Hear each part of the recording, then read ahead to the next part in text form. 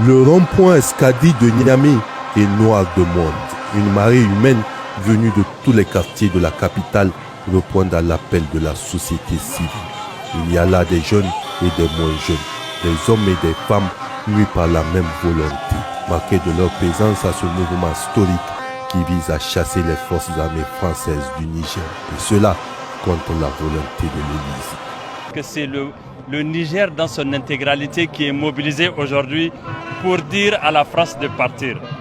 On est une patrie et on a notre indépendance.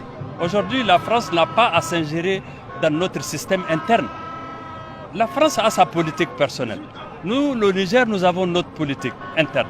Donc je crois que la situation du Niger interne incombe les Nigériens et c'est les Nigériens qui doivent prendre leur destin cette fois-ci en main. Nous avons voulu nous aussi marquer notre présence dans cet événement historique.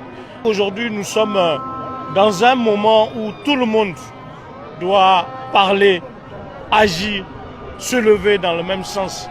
Nous n'avons pas deux Niger, nous en avons qu'un seul.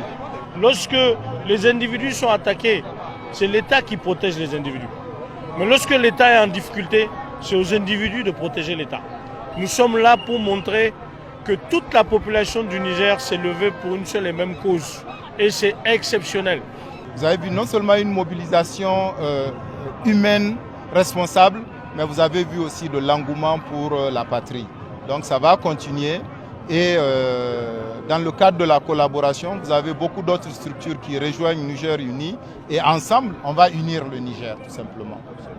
Le Niger est donc aujourd'hui totalement décomplexé et ses populations libérées de la bavette politicienne qui les a longtemps muselées.